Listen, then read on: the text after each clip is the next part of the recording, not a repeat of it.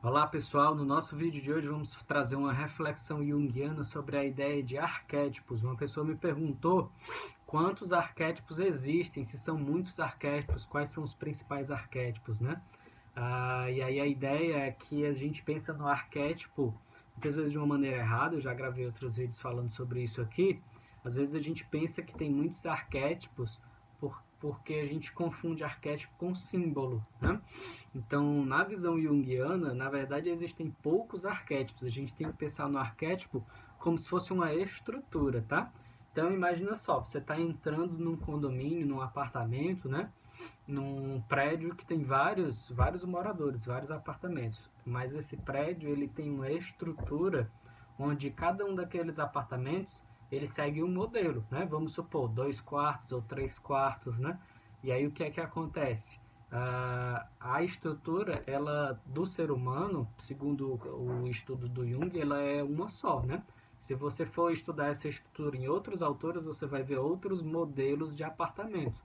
Por exemplo, se você estudar Lacan, a estrutura é outra, né? Se você for estudar Lévi-Strauss da antropologia, a estrutura que ele apresenta é outra. Então, cada autor, na verdade, vai apresentar uma estrutura, um desenho, um modelo de como é que funciona esse apartamento que seria a mente humana, tá bom? E o modelo apresentado pelo Jung, o modelo de psique, ele é um só, tá bom? Com alguns arquétipos, que seriam exatamente esses quartos, né? Que organizariam a psique. O arquétipo ele é vazio em si, ele é uma função, ele é uma estrutura. O arquétipo é como se fosse uma forma e dentro dessa forma eu vou preenchendo com meus conteúdos ao longo da vida. Então, por exemplo, né, o arquétipo da maternidade, ele é uma estrutura, mas ao longo das histórias da humanidade, ao longo da história da humanidade, ao longo das culturas da humanidade, isso é vivido de formas diferentes, por pessoas diferentes, em épocas diferentes, em culturas diferentes. Então, existe a estrutura, o arquétipo, que seria como se fosse o quarto, mas a mobília, ela é dada por cada um, né, das pessoas e por cada época diferente, de maneiras diferentes, tá bom? Deixa eu dar um outro exemplo aqui. Quantos arquétipos existem? Né? Não dá pra gente saber exatamente quantos são, mas tem alguns que são os principais. Por exemplo, no livro O Eu e o Inconsciente, o Jung ele vai falar da jornada de individuação e ele vai falar do primeiro que é o eu, né? O eu ele é uma estrutura que é um complexo e sendo um complexo ele tem partes conscientes e partes inconscientes. Mas se o eu é um complexo, ele também está estruturado num arquétipo, né? Então ele é um complexo dentro do arquétipo. Então existe o complexo do eu e o arquétipo do eu, tá certo? Esse complexo do eu e arquétipo do eu, ele vai vivendo uma jornada, que é a jornada de individuação. Nessa jornada ele vai se confrontando com principais arquétipos. Quais são os que o Jung apresenta no livro Eu e o Inconsciente? Em primeiro lugar, sombra. Segundo lugar, ânimos e ânima. Terceiro lugar, si mesmo, tá? Esses são os primeiros arquétipos mais importantes.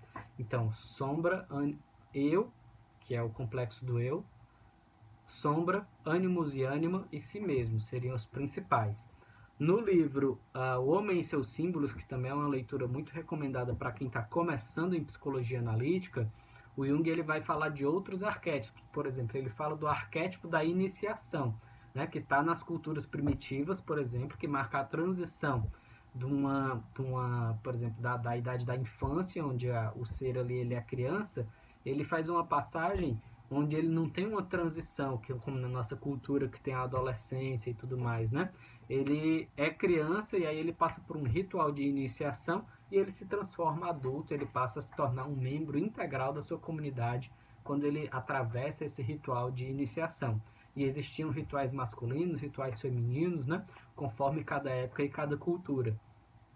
Na nossa cultura existem vestígios que a gente pode encontrar, por exemplo, no ritual do casamento, que seria uma espécie de ritual e de transição que marca uma passagem para outra passagem na vida da pessoa, né? Quando a pessoa, por exemplo, passa no vestibular, passa no Enem e raspa-se os cabelos, né? Isso daí seria uma forma também, é um ritual de transformação que representa um renascimento para uma nova etapa da vida, né? Então existem vestígios desses rituais de iniciação na nossa sociedade, tá bom? Mas a gente não tem eles estruturados exatamente igual, da mesma forma que eram as culturas antigas, né? Mas a iniciação, ela é também indicada por Jung como um dos arquétipos, né? O Jung, ele vai falar que a própria jornada do herói, que é estudada aí por Joseph Campbell, nós já fizemos vídeos aí no nosso canal falando sobre a jornada do herói, né? Mas ele fala que a jornada do herói, ela é em si mesma, toda ela, né? Um arquétipo, né? Então a gente tem a jornada do herói sendo apresentada em uma série aí de histórias, contos, metáforas, né? Vou fazer aqui a referência ao Mágico de Oz, por exemplo, né? Toda aquela história onde a menina, a Dorothy, ela vai passando por uma série de provações até encontrar, né, dentro dela mesma os recursos que ela precisava para voltar para casa, no caso da história dela, né? A história de Alice no País das Maravilhas, ela vai passando por várias transformações e essas várias transformações vai fazendo com que ela se encontre cada vez mais e se transforme a verdadeira Alice e consiga retornar, né, voltar de volta para sua casa, né? E assim nós temos uma série de mitologias, simbolismos, histórias que representam essa jornada de individuação, né? Tanto nas culturas, nas histórias modernas, como também nesses contos e mitos e lendas mais antigos, tá bom? O que mais que a gente pode falar, né? Então nós falamos dos principais arquétipos. Vamos agora para o livro Arquétipos e Inconsciente Coletivo, né? Que também é um dos principais que o Jung utiliza para estudar os arquétipos. Ele vai falar de alguns arquétipos importantes lá também. Ele fala do trickster, né?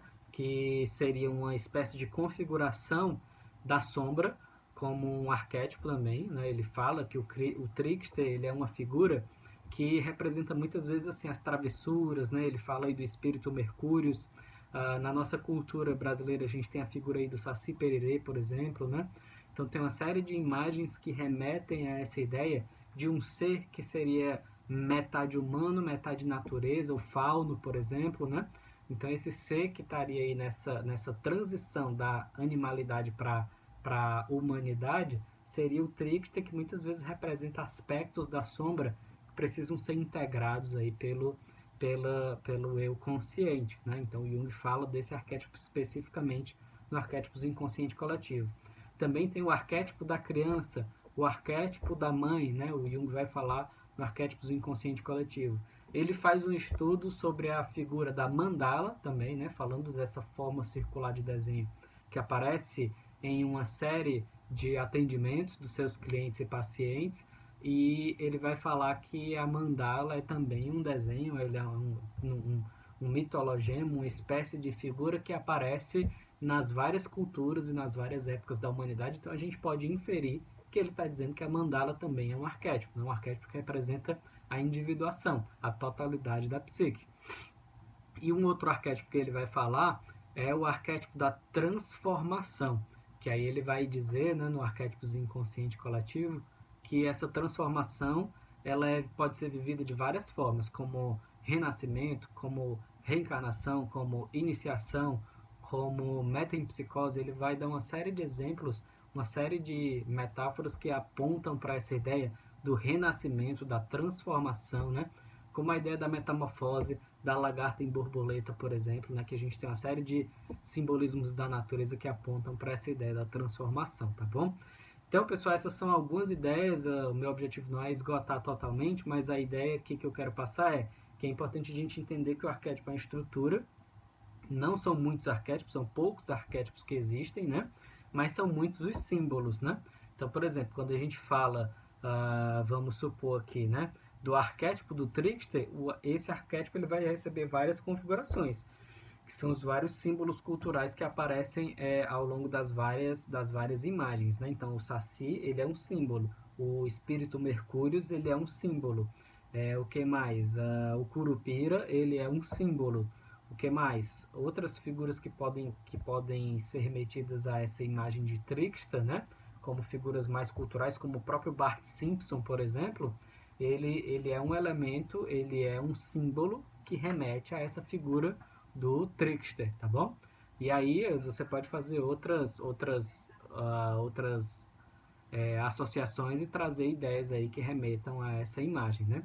Mas quando a gente fala de uma imagem especificamente, por exemplo, a árvore, né? Ou a águia, ou sei lá, o lobo, ou então o oceano, tudo isso são símbolos.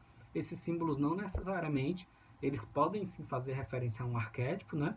Mas eu vejo às vezes as pessoas falando de maneira errada no arquétipo da águia, no arquétipo do oceano, no arquétipo do líder, né? Enquanto que isso na verdade são símbolos que remetem a arquétipos que são estruturas mais profundas, tá bom? Importante a gente saber essa diferença para a gente não utilizar a linguagem, ainda falar que está falando em arquétipo e que Jung falava de arquétipos e usar isso da maneira equivocada, né? Nosso vídeo está ficando um pouco mais longo, mas a ideia é que se você tiver dúvidas, você deixe suas dúvidas para que a gente possa fazer outros vídeos depois. Vamos encerrando por aqui. Curta, comente, compartilhe, continue acompanhando os nossos vídeos e grande abraço!